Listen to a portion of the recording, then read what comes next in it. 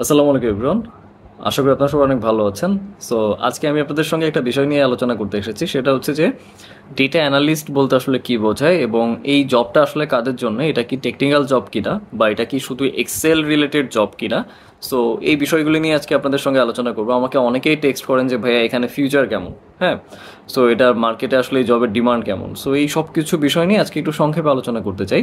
So প্রথমে আমি বলে রাখি যে এই ডেটা অ্যানালিস্ট যে জবটা, এটা সম্পূর্ণ হচ্ছে একটা টেকনিক্যাল জব।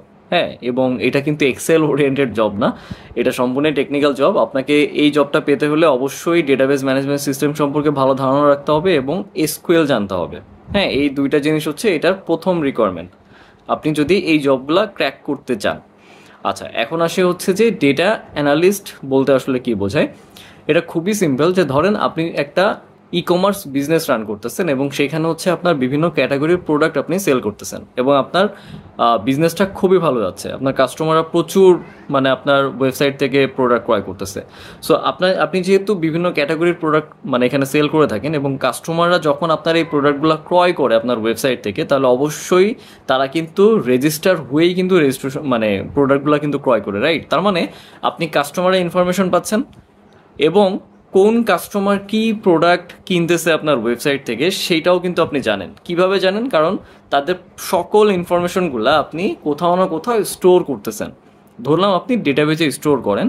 সো এই যে ডেটাবেজে আপনি স্টোর করলেন, ওই ডেটাবেজে আপনার সম্পূর্ণ কাস্টমার এবং হচ্ছে সেলস ওরিয়েন্টেড ইনফরমেশন কিন্তু আপনার স্টোর করা আছে। এখন আপনি একজন ওনার হিসাবে আপনার বিভিন্ন কোশ্চেন আপনার মনের মধ্যে জাগতেই পারে। সেটা কেমন? যে আমার এই মাসে সেল কত হইলো, আমার আজকের দিন এবং কালকের দিনের মধ্যে সেলের একটা কম্প্যারিজন, আমার কোন ক্যাটাগরির প্রোডাক্টটা সবচেয়ে বেশি সেল হচ্ছে বা আমার কোন প্রোডাক্টটা সবচেয়ে কম সেল হচ্ছে, এবং আমার আমার ওয়েবসাইট থেকে আসলে কোন মানে কীরকম কাস্টমার আসতেছে, কোন এজের কাস্টমার আসতেছে, রিটার্ন কাস্টমার কেমন, ইউনিক কাস্টমার কেমন, কোন জেলার কাস্টমার আসতেছে, রাইট? সো এই যে ধরেন আমি যে মানে মনের মধ্যে যেই বিষয়গুলি আমি বলতেছি, যে আমি একজন ওনার হিসেবে তো আমি জানতেই পারি, তাই না? এই সম্পূর্ণ অ্যান্সারগুলো আছে হচ্ছে আপনার এই ডেটার মধ্যে। হ্যাঁ, সো ওই ডেটাগুলোকে অ্যানালাইজ করে আপনার কোশ্চেনগুলোকে অ্যান্সারে রূপান্তর করার কাজই হচ্ছে ডেটা অ্যানালিস্টের। ওকে, সো আমি যেগুলো বললাম এগুলো আপনাদের কাছে খুবই সিম্পল মনে হতে পারে, কিন্তু ডেটার প্যাটার্ন, ডেটার যেই কাজের ধরন, এটা সম্পূর্ণই কিন্তু ডিফারেন্ট। আমি জাস্ট বোঝানোর জন্য আপনাদেরকে কিছু এক্সাম্পল ইউজ করেছি। ওকে, আচ্ছা, এরপরে আসি এক্সেল ওরিয়েন্টেড কাজ কিনা। না, এখানে এক্সেলের কোনো কাজই নেই, খুবই সামান্য। কেউ যদি আপনার কাছে কোনো ডেটা চায়, তাহলে সেই ক্ষেত্রে ডেটাগুলো আপনি দিবেন কেমনে? তাকে এক্সেলে সুন্দর করে সাজায় গুছায় তাকে এক্সেলে দিয়ে দিলেন।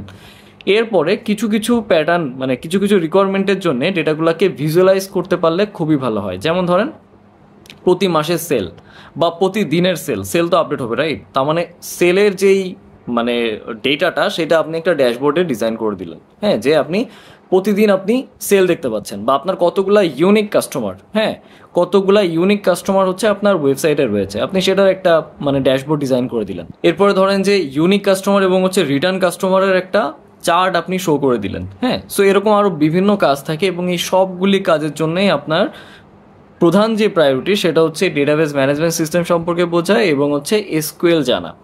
এখন এসকিউএল জানার মধ্যে আবার একটা ব্যাপার আছে, এখানে কিন্তু খুব সিম্পল নলেজ নিলে কিন্তু হবে না, আপনাকে এসকিউএল অবশ্যই বস হইতে হবে। হ্যাঁ, কারণ ডেটাকে ডিল করতে গেলে আপনাকে এসকিউএল দিয়ে লজিক চিন্তা করতে হবে, বিভিন্ন প্রবলেম সলভ করতে হবে। ওকে, সো আশা করি আপনারা মানে যারা চিন্তা করতেছিলেন যে এই জবটা টেকনিক্যাল না, নন টেকনিক্যাল বা এক্সেল ওরিয়েন্টেড কাজ, তারা হয়তো আজকে একটু জানতে পেরেছেন যে এটা মোটেও হচ্ছে নন টেকনিক্যাল জব না, বা এটা সম্পূর্ণই টেকনিক্যাল জব। এখন আসে হচ্ছে মার্কেটে এই সেক্টরটার ডিমান্ড কেমন। আচ্ছা, মার্কেটে এই সেক্টরটার ডিমান্ড খুবই হাই। আপনি যাদের কাছেই শুনেন না কেন, প্রত্যেকটা কোম্পানি চায় তাদের ডেটাগুলোকে হচ্ছে অ্যানালাইজ করতে, বা এই যে আমার আমার মধ্যে যে কোশ্চেনগুলো আমি আপনাদেরকে বললাম, এরকম তাদেরও অনেক কোশ্চেন আছে যে তারা এতদিন ধরে তাদের বিজনেস রান করতেছে। সো এখন কি অবস্থা তাদের বিজনেসের, মোটামুটি একটা বিজনেসের গতি কোন দিকে আছে, সেটা সম্পূর্ণ ভালোভাবে বোঝা যায় হচ্ছে ডেটা থেকে।